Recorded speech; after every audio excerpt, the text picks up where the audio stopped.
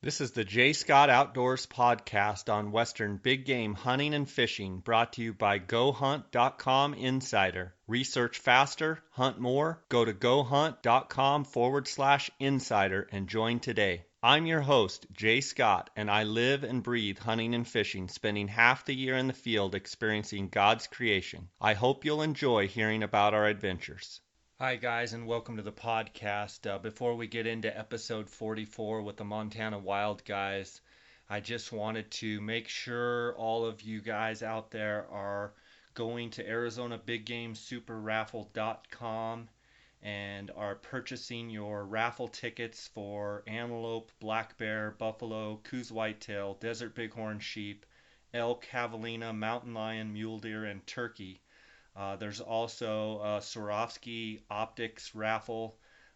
You can win there's $13,750 worth of optics. You get a STX spotting scope with 65 and 95 millimeter objective lens, a Z5 5 to 25 by 52 rifle scope with ballistic turret, 15 by 56 SLC binoculars, EL 1042 range finding binoculars. Just an incredible value there. Those tickets are $10 each. There's also a 2015 New Mexico Trophy elk hunt donated by Magnus Outfitters. Tickets are $20 each, or 6 for $100. It's a fully guided New Mexico Trophy elk hunt for one hunter, including a guaranteed landowner tag. This is the winner has the option to hunt in Unit 13 for archery, or Unit 15 with a muzzleloader in the fall of 2015, or Unit 12 with a rifle in the fall of 2016. So pretty good opportunity to win a great New Mexico elk hunt, and it's a great way to support the state of Arizona. The mail order ticket sales are due. The deadline is July 10th, and online sales end on July 12th. So the draw is going to be July 23rd, and you guys be by your phones because they call you. It's pretty fun to hear when they call the winners' names, and to get the guys on the phone, and the guys that we've been fortunate to take hunting. It's pretty interesting to see their reaction when they've been called that they've won the tag. So make sure you get your tickets. That's ArizonaBigGameSuperRaffle.com. And guys, I know you're going to enjoy this episode with the Montana Wild Guys out of Missoula, Montana. They make some really good fly fishing and hunting films, archery elk hunting, mule deer hunting, predator hunting. They've got some great stuff. And I know you're going to enjoy this episode. I want to thank you guys for the support of the podcast. Today, as we launch this episode, it is the end of June. It's June 30th.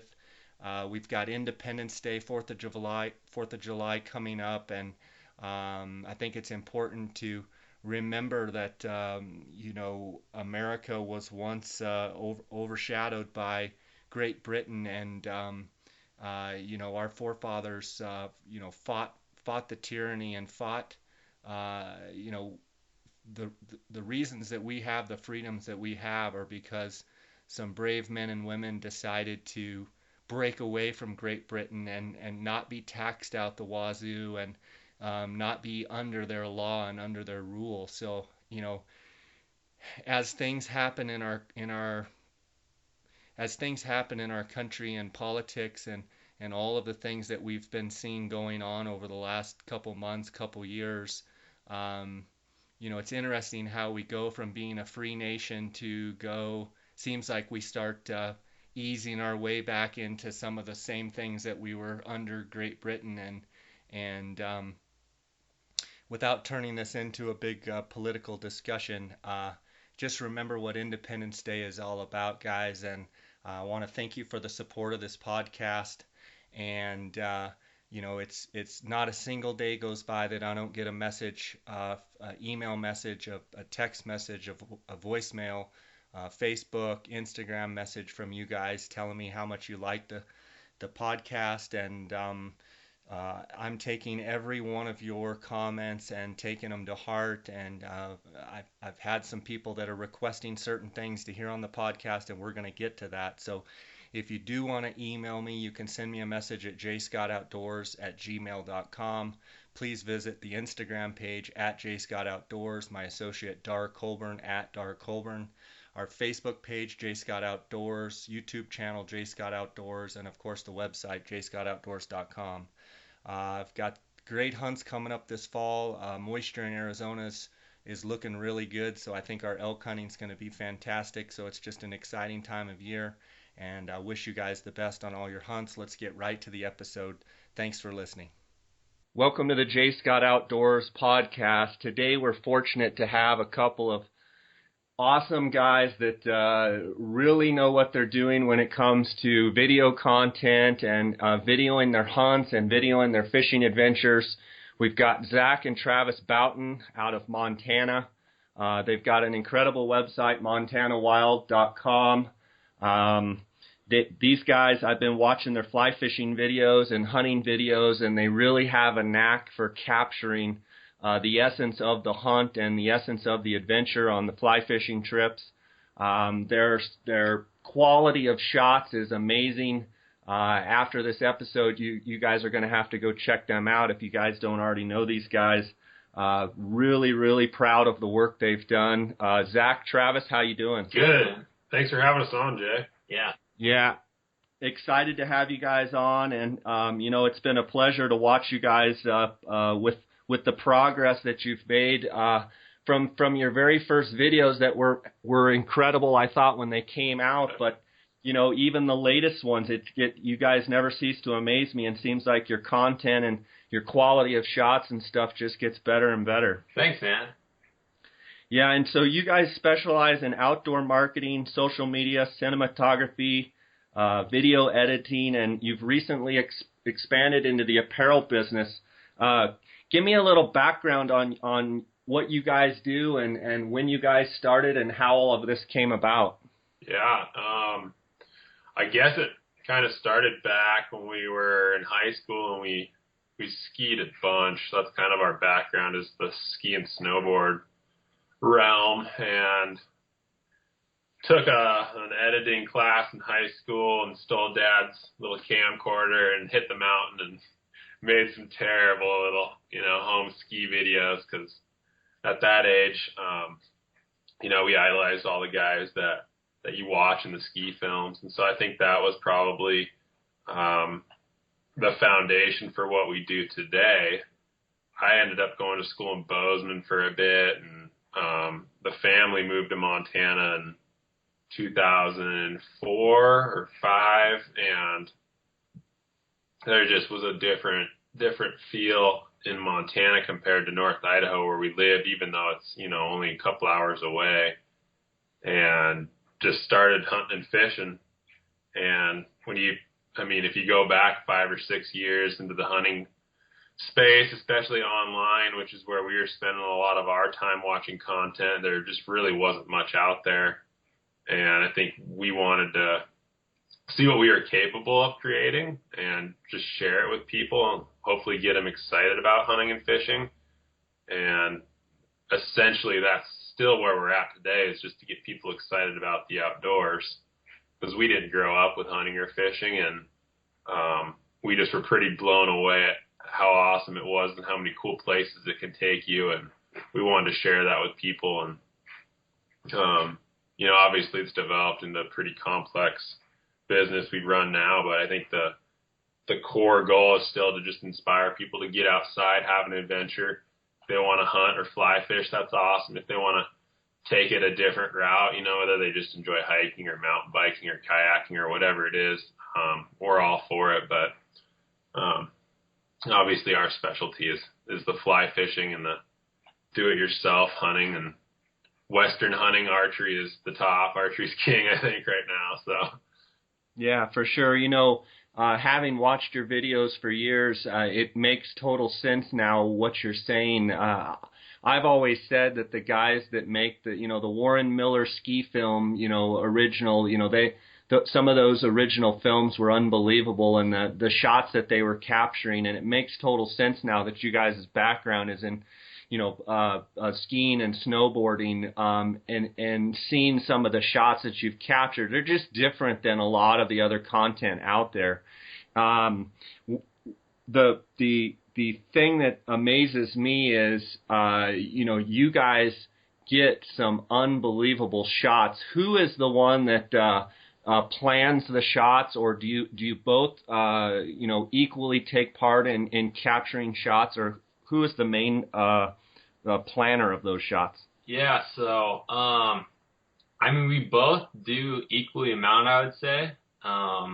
Obviously, in like our most latest films, we've done a lot more planning of our shots and like having like more specific shot lists, and just like having these shots that are unique and dynamic kind of planned beforehand, and then going out in the field and trying to actually accomplish those shots. But yeah, we both equally film and edit. Awesome. So awesome. And what part of Montana do you guys live in? we live in Missoula, Montana. Missoula, okay. And what's the river situations right now? Are they blown out, or are they just getting clear, or what's the status of the rivers around the Missoula area? They're pretty dang good.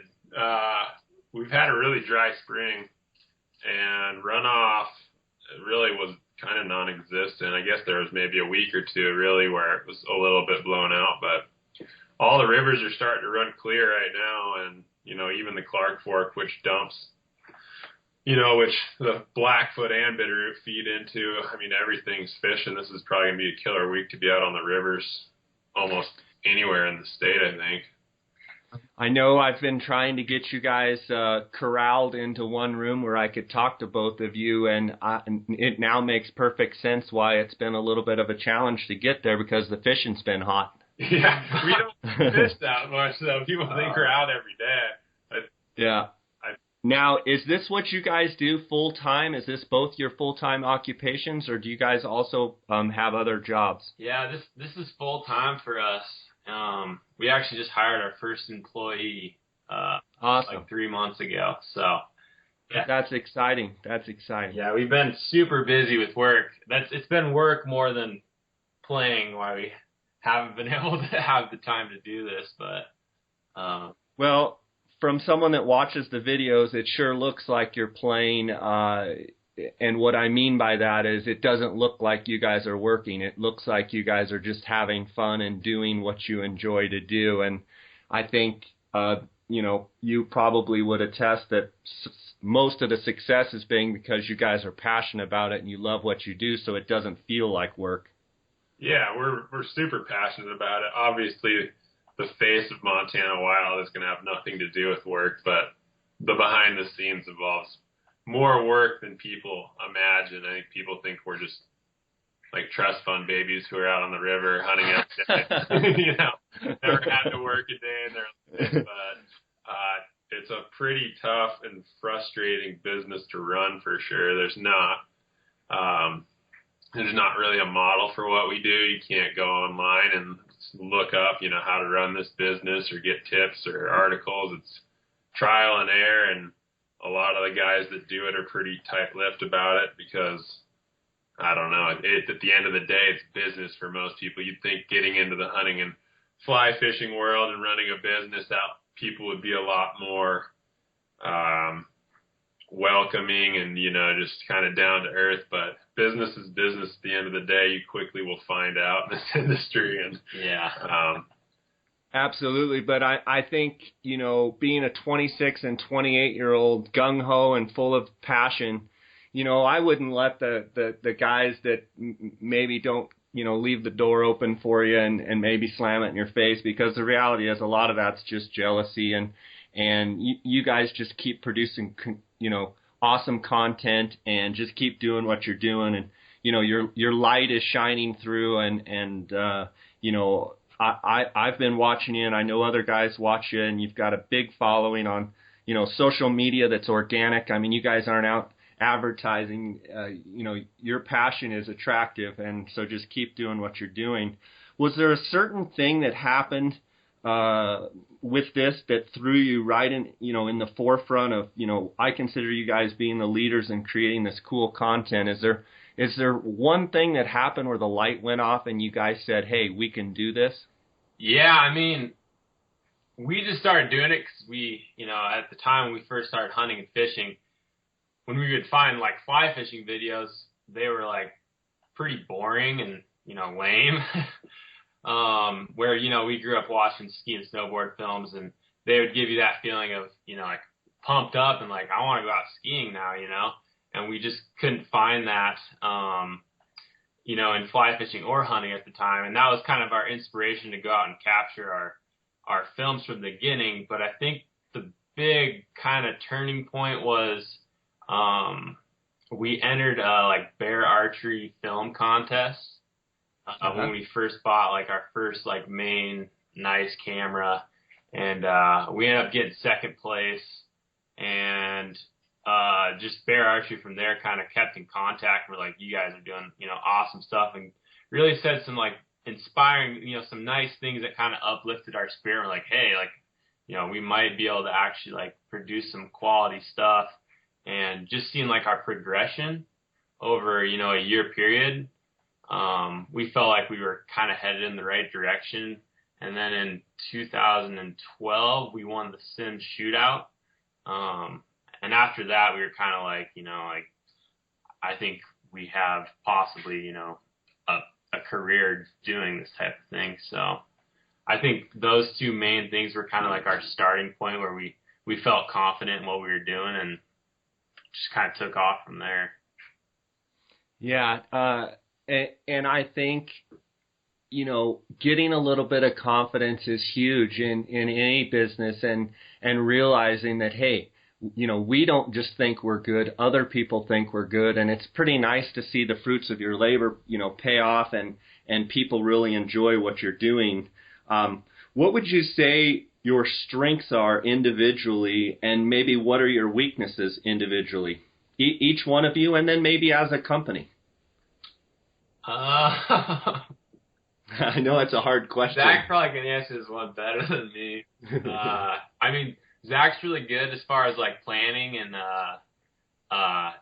bringing ideas to like full form, and like so his like brainstorming of projects is definitely really good. Our weaknesses, I think a lot of the time is that we're a small crew. It's tough when it's like two of us, which it has been for a long time until now, to try to do everything that we do and go out and, film hunting when, half my season's spent behind the camera, half my season's hunting, and there's only one cameraman, only one hunter, and then having to log all that footage. So I think like the size has been a positive and a negative, but I don't know. I think definitely a strength that would be that, we're brothers, so we can give each other a lot of crap and still be okay at the end of the day. Take a lot of criticism and not be like, I hate you, like you said something negative to me. Whereas, a lot of people, if you try to give them criticism, even though it's constructive, a lot of times they're kind of like, oh, they don't like me and they don't like what I'm doing.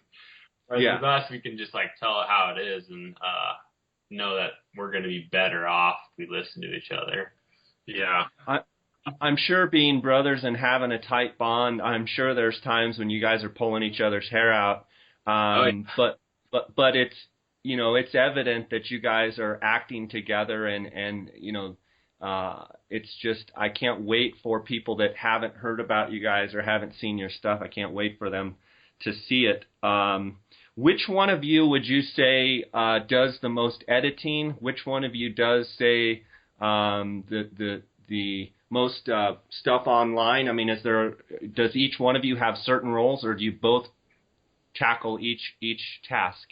We definitely, if we both tackled every task, we'd be pretty inefficient, but we definitely have our own little realms within the business. But when it comes to filming, the editing and then running social media, it's definitely like a 50-50 split. I'd say in the past year, if you had to really count the days, I think Travis has probably had to be behind the camera a little more than I have, and I've probably edited a little bit more of the films than Travis has, but it's, you know, if you look at it over the lifetime of what we've been doing, it's pretty much 50-50. And because we are brothers and we can just, you know, say it how it is, there's pretty much, you know, insight from both of us on most of the decisions we make, just because it's pretty hard for us to ever get mad at each other for more than like an hour.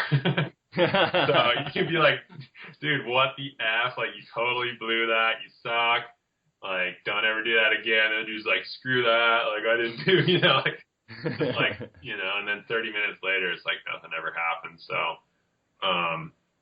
there's definitely quite a bit of communication because of that. You know, like, we can be pretty honest about everything. So we do work quite a bit, or if I'm editing something, Travis is instrumental in looking at it throughout the process and giving feedback, or, you know, if we have an important post on social media, hey, how does this look? Yeah, it looks good, or no, like, it's really, because we are brothers and get along as well as we do, it's really split fairly even. That's cool. Let's talk a little fishing here, guys. Being in western Montana, what are some of the hatches that you look forward to most, or might I say, which hatch do you look forward to the most in your area? Man, just the big bugs, probably. Salmon flies? Walleye hatch is fun because it's the first good dry fly fishing of the year, even though it's like, you know, it's kind of crazy when people, especially on the weekend, it's a boat parade around here. But the salmon fly hatch is awesome. I had a really good day last week, and I think we'll be chasing it again here this following week. But those two are like the hatches that you could actually call and say, like, I'm looking forward to that. We do a lot of fishing in the summer, and there's all kinds of hatches, but the fish ain't too picky in the backcountry or off the beaten path a little bit, so you know. What would you say in the backcountry? What would you say midsummer? You know, fishing conditions ideal. You know, what are some of your go-to patterns that you would, you know, always be fishing in the backcountry? Just like probably like a size 6 to 10 stonefly. I mean, I tied a pretty basic stonefly the other day and fished it all weekend on like 3 or 4X, and you know, you don't really have to worry about ever breaking a cutty off on that. And yeah, you know, they're not usually super picky, dude. They've lived a cold winter and spring, and you know, they're opportunistic. So unless you're fishing like a heavily pressured area, like a stonefly or an elk hair caddis, that's really all you need. You know, if like I said, if you're fishing where there's a lot of people coming through, you might have to get a little bit more technical. But yeah, caddis works really well. They really slurp that a lot in the summer.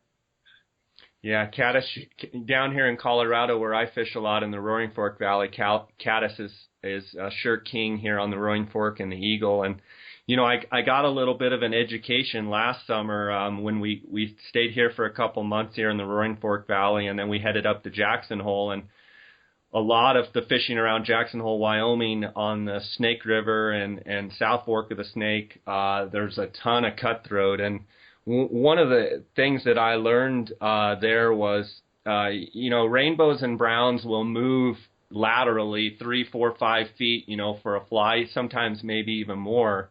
But one of the things I want to get you guys' take, I noticed that cutthroat trout move more up and down. They're not, they don't move laterally as much for your dry fly. They're more of a, you know, a cutty could be, you know, 10 feet deep and come all the way up for your dry, whereas a rainbow and brown will be sitting, you know, 15, 16 inches under the surface watching and then come up. Do you guys notice the difference between, you know, cutties and rainbows and browns? I mean, I don't know. Usually I can't see that for the most part because we're usually wade fishing and not like above them in a boat or anything. I mean, yeah, I think that like when you do fish a dry fly to a cutty, it needs to be like right over their head for them to eat it a long Yeah. time. But I don't And notice like a huge dip. and that exact thing, Travis, what I notice is, like if you're fishing and a brown will like see your fly and move over for it, whereas a cutty, if I was sight fishing to them, you had, just like you said, you pretty much had to bring the fly within, say 4 or 5 inches of either side, and he has a much smaller lane laterally, and maybe it's just something that I noticed. It may not be in all areas. Yeah, I think it's probably pretty close to being accurate for sure. I'm Right a on. lot of cutty fishing. Like just this past weekend, we did some, and they definitely, you just hit their lane and they'll munch it. But yeah, they don't move left and right for the most part a lot. Fortunately, you can line them and fish. You don't have to fish inside, like out on a riffle or anything, where with other trout, especially closer to town, if you line them, they're done. Where you can, like, Yeah. there's a cutty on the inside edge you might pick off, and then there's one in the middle of the riffle, and while your line's floating through, there's cutties eating right where your line came through. They're not as spooky, I guess, in the backcountry for sure. Yeah, I would agree with that. Right, I think you're pretty accurate on that statement. When I say the word mousing, what do you guys think of? Because I saw on your site you guys do some mousing. Tell me about it.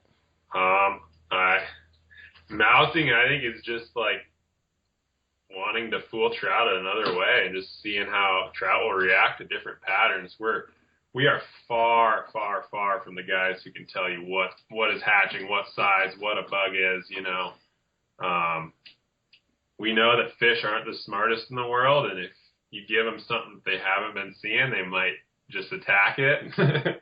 Pretty crazy days where most people, I don't think, would even ever comprehend throwing a mouse on. We're just like, yeah, throw a mouse on and see what happens. And had some wild days, that's for sure. Yeah, I think we're big streamer junkies, so I think a lot of the time, you'll see how aggressive trout are in an area, and you'll throw it and strip once and have a fish just attack your fly right under the surface. And usually that's a pretty good indication that those fish are aggressive enough to eat a mouse off the top of the water if it looks alive enough. So if you're fishing and you're getting good active strikes on your streamers and you're getting good chases and follows, just to mix it up, you may just throw a mouse on and see if you'll get some to come up and tag it on the surface. Yeah, I mean, like when we were down fishing for our film Buck Nasty Browns, we pretty much always bring mice everywhere because we like to just try them and see what areas, actually, the fish will eat the mouse. And we were down there, we noticed that the brown trout on a specific day were hitting our streamers extremely close to the top of the water. And, we'd see mice scurrying along the banks. And we kind of just had perfect conditions where we were like, all right, we got to try a mouse. And I think it was second hole we tried. We just had brown trout trying to attack it. And definitely opened our eyes because the place we were fishing, we had never heard of, people fishing mice for brown trout during the day. So it was pretty cool. Yeah, that's what I was going to ask you. Most of the mouse fishing I've heard of is, either at night or right at first light or last light in low light conditions. And in that Buck Nasty Browns video, it seemed like, it was midday, high sun, certainly not conditions that you would think would be conducive to fishing a mouse pattern, but that was the video's incredible, by the way. Thanks. Yeah, and one of the first times that we got into good mousing during the day was in the back country.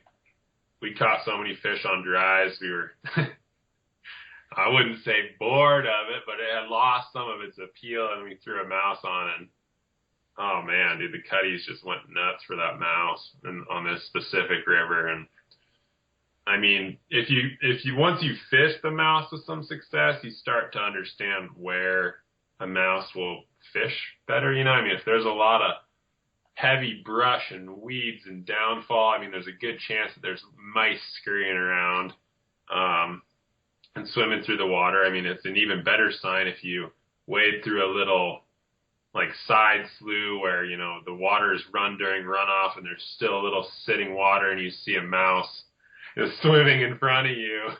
It's a pretty good indication to maybe throw a mouse on and see how it does. But I think that kind of just opened our eyes to say that, hey, like if a 14-inch fish is going to attack this huge mouse in the middle of nowhere, I mean, if you want to target bigger trout, why wouldn't they want that meal if you know how to kind of read the conditions? And I guess it's a little bit like streamer fishing. You really never know what the ideal conditions are. You might think you do, but some days you just have to try it.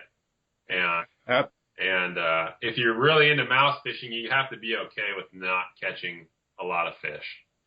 Yeah, but the one or two that you catch, you get some explosive hit, and it just makes your whole day. Oh, yeah. Yeah. There might be days where you don't even touch a fish, you know, but you might start fishing that mouse again the next day if you have the determination and catch the fish of the year, you know. Like you're really super risk reward a lot of days if you fish during the day.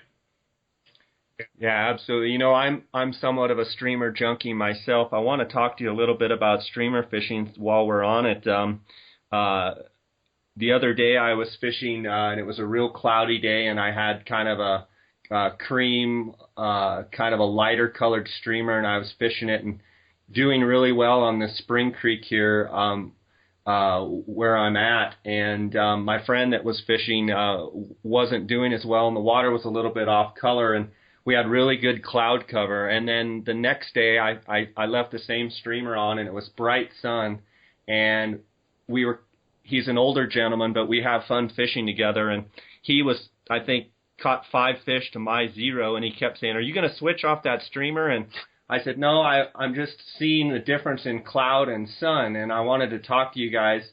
Do you feel that the streamer bite is much better on a cloudy day, or do you feel that it matters at all?"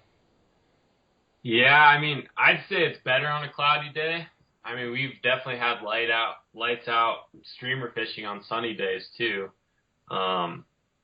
Is there a certain condition? It's been my experience that when the sun comes out, those browns are not near as predatory, and you don't get those big chases and aggressive strikes. Is there a certain condition, you know, with the sun that you've had great days? You know, because from my perspective, usually the sun kind of knocks the streamer bite down, and so I'm just trying to see if you guys have seen something different.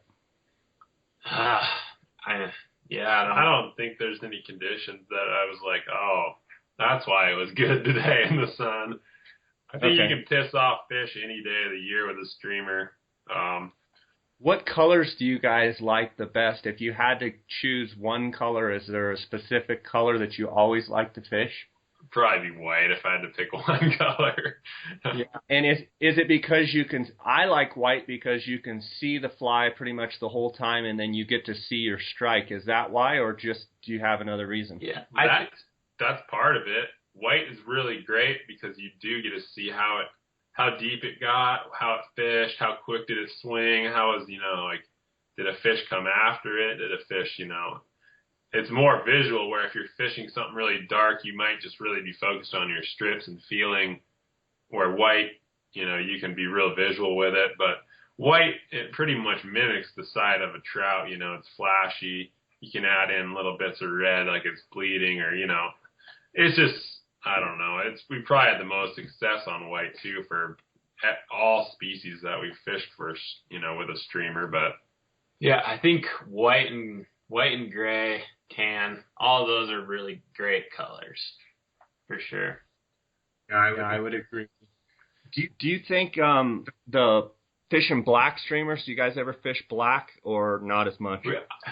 I hate fishing black for whatever reason, and I know it works.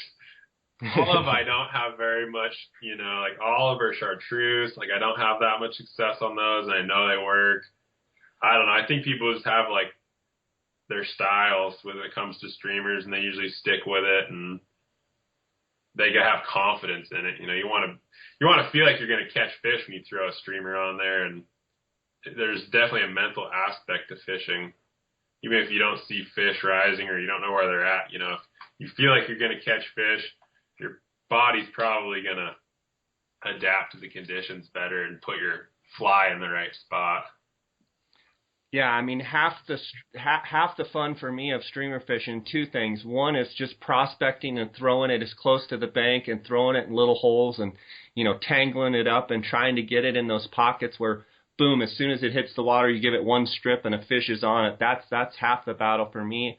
And the other thing is I love seeing the strike. That to me is what makes streamer fishing.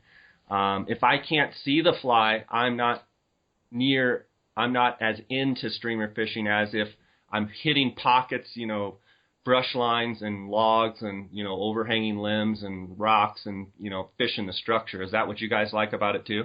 Yeah, it's definitely super cool when you're in like a spot where, you could probably fish a dry fly, but it might be the time of year where you either are nymphing or streamer fishing, and you can throw it in and bounce it off the log and like pull 3 strips out and a fish just comes out from underneath there and you can see them eat it.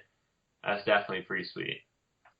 Now, are you guys the type that, you may fish a streamer right during a green dray catch or something? I mean, just because you like fishing streamers? I mean, are you guys that extreme about it? I mean, yes and no. I mean, we went and filmed Buck Nasty Browns. That little river is, really known as a dry fly fishery, and I fished the streamer like right off the bat first day and caught one of the biggest fish of the whole trip that first afternoon fishing. I was like, dude, I don't see anything rising. Like, screw this, throwing on a streamer. I know there's brown trout in here, and I know what brown trout do, and it was right. Yeah. We've talked about Buck Nasty Browns. Talk about a couple of your favorites, maybe from a filming standpoint or from just remembering a special day, a couple of your fly fishing videos. Talk about a couple of them. Yeah, I don't know. They all have certain memories for sure. Buck Nasty is definitely up there because it's probably been our best fly fishing production. And just like we did it in 3 days, which was, going to a totally new place we've never fished before and going there and just having kind of lights out fishing. It was definitely really awesome. And then on top of that, having like our best daytime mouse fishing, that was super memorable for me. Obviously, like the backcountry stuff is pretty epic because not too many people are willing to pack camera gear in there, and they're pretty remote and super beautiful. And I'd say like we did a film called Wild and Clear, and that was totally just like an exploratory mission in the backcountry, and amazingly clear water. You could always see the fish. The cutties rising like 15 feet to your dry fly and eating. That was definitely a memorable fly fishing trip for me. Awesome. Guys, I want to transition a little bit on the hunting side. As much as you guys are into the fishing and the fly fishing, you also are into the hunting. I noticed, bear hunting, wolf hunting, turkey hunting, elk hunting. To you guys, what is the pinnacle for you of filming and hunting? Which animal is the top? Archery elk's probably the top, and just so people know, like hunting is definitely our passion first and foremost. Fishing's easier to talk to, it's easier to connect with more people, but hunting is what we love to do. If we had to pick one, it'd be hunting.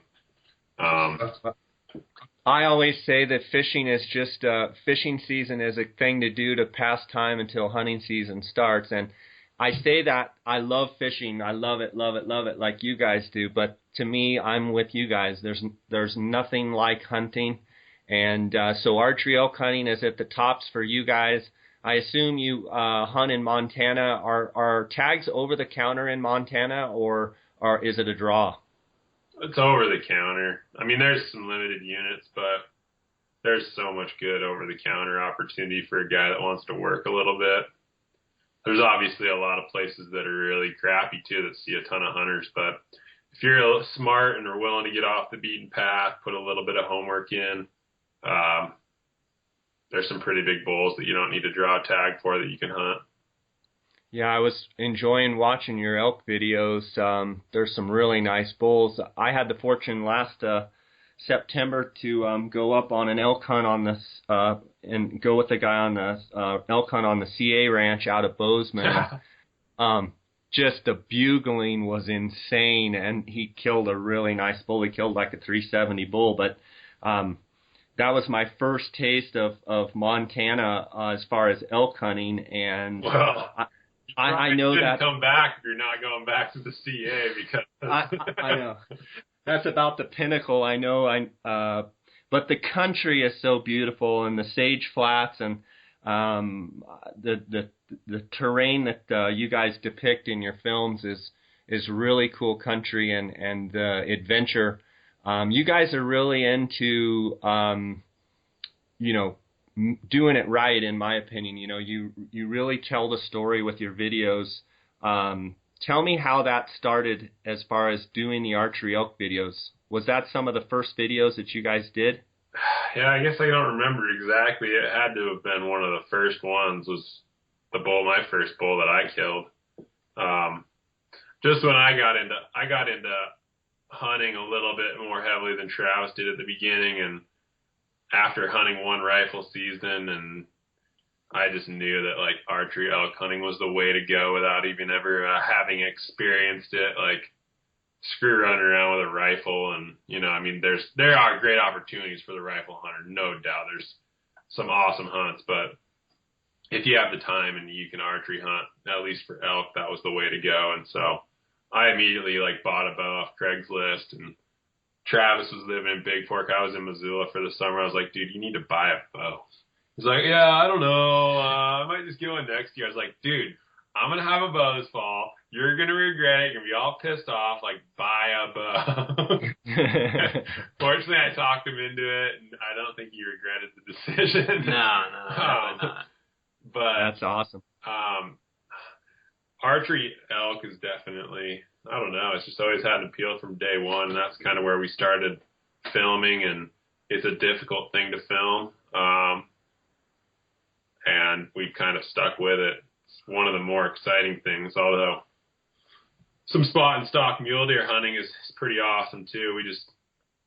That's a little bit harder for us to get into and figure out, since we don't come from a hunting background. It's everything we learn is really on our own, or you hear or see little things if you're online, that might kind of let you know what areas are better, but we don't have grandpa saying, yeah, I've hunted here for 50 years, go up here, sit here, do this, or go over to Joe's place, or it's, for us, finding elk is easier. There's just a lot more backcountry and remote places where they're going to be, as opposed to deer where they don't bugle.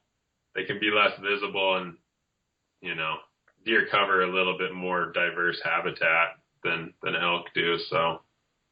And are your deer hunts in Montana over the counter as well? And are the seasons when they're in the velvet, or do they have late seasons also? So, most of the units are, over the counter. All of the ones that we've hunted are, and we just had a teaser come out, the Crags, which was I saw that. Sitka film we shot this past year. And that was all over the counter public land hunt in eastern Montana. So awesome. So you guys travel all over Montana to hunt. Tell me about the wolf hunt. I saw a black wolf on there. That was our dad doesn't hunt very much. We try to get him out there every once a year if we can. He just doesn't have he likes to go hunting, but he's kind of at the age where he's kind of getting into it late and doesn't see the benefit of hiking 10 miles in a day like we do.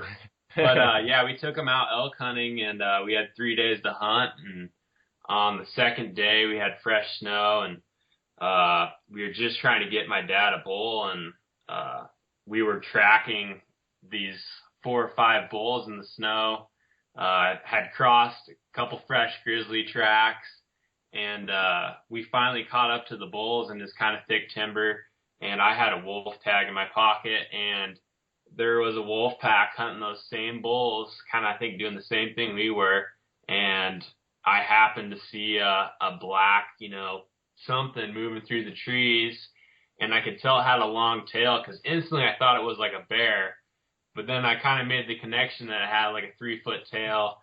And so I just set up, and I had, about like a 15-yard gap in the trees that it was headed. And it cleared those trees at about 100 yards, and it was just at a slow trot and shot it. And at the time, I didn't really it hit me all at once, that did I really just shoot a wolf? And it was super cool.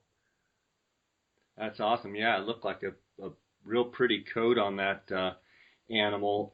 Guys, I want to talk a little bit specific here. I see you guys are Nikon shooters. Yep. Do you mind talking a little bit about the equipment that you use, maybe the models of cameras and stuff that you use? Yeah. We just use some of Nikon's professional DSLRs, D800, the D600, I guess, is more achievable for like a consumer. But the camera technology is changing every day. Like, it's insane. And then we obviously use some of Nikon's, higher end glass, mostly zooms for the most part, because we are filming hunting. We do film a little bit with some prime lenses, but zooms give you more flexibility, and you definitely want to be shooting with their high-end zooms that have like a fixed aperture, like a 2.8. Just, if you're going to zoom in on a shot, you don't need the exposure changing on a DSLR. And, we shoot everything all manual, which definitely makes it harder. It's not something that you're going to pick up and be a pro at in a year or even 2 years, but I was going to ask you that. How did you guys learn photography? Did you take classes, or was it just total trial and error and like, oh, that doesn't look good. Oh, okay, that's better.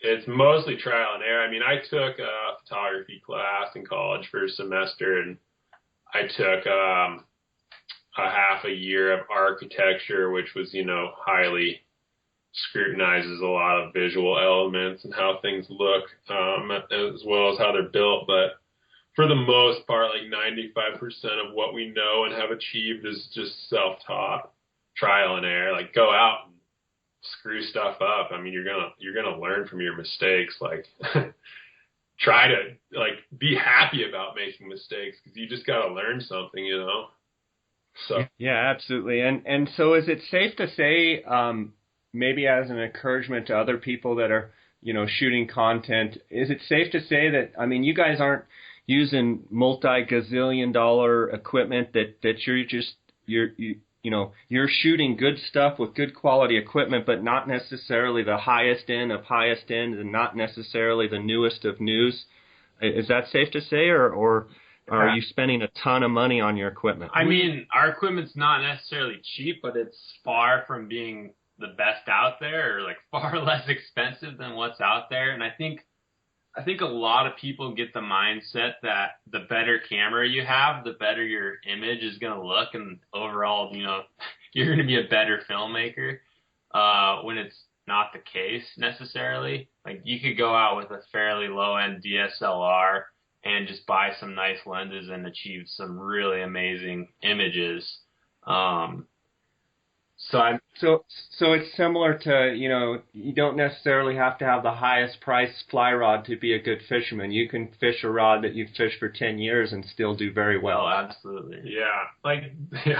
If people think buying a nice camera is going to improve their skill set in any way, shape, or form, they're vastly mistaken.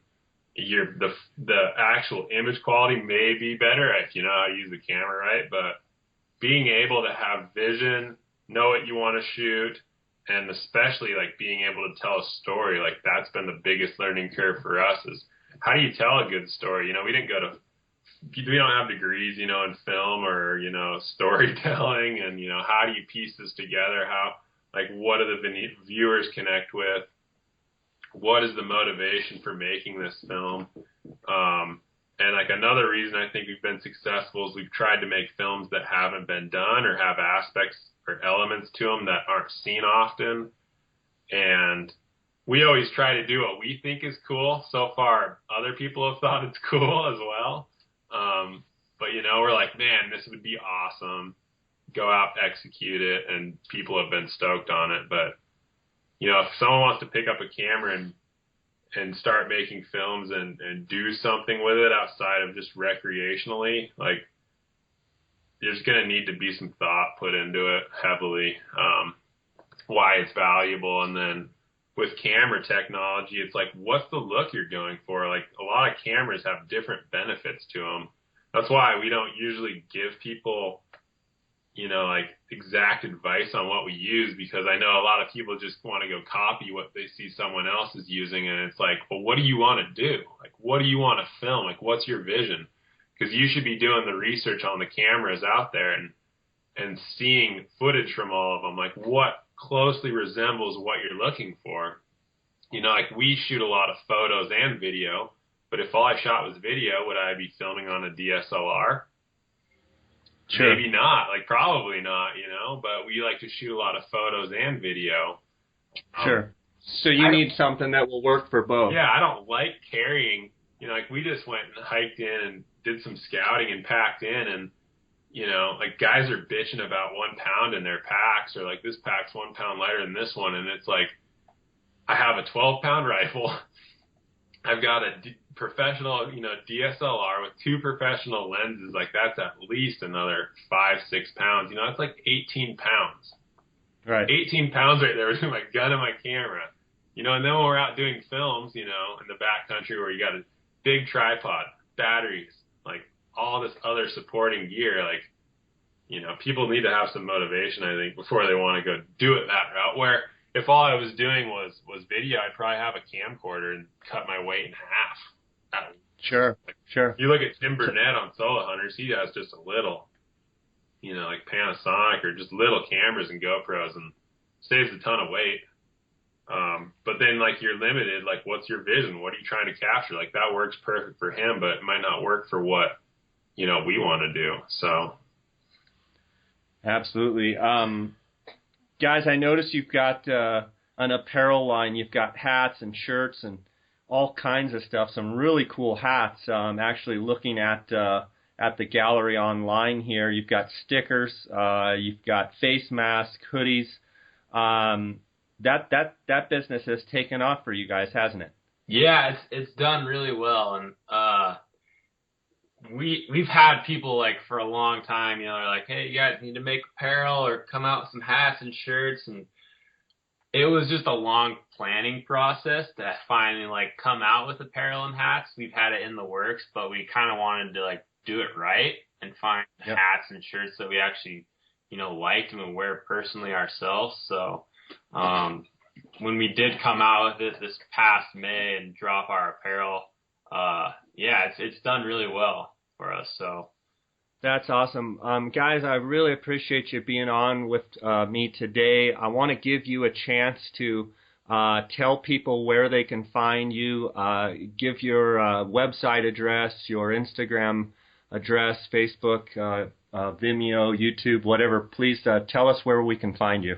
I always just tell people, if you want to find our content, just go Google Montana Wild, and you'll get your share of anything you want to see. But I mean, on Facebook, so MontanaWild.com. It's actually Montana-Wild.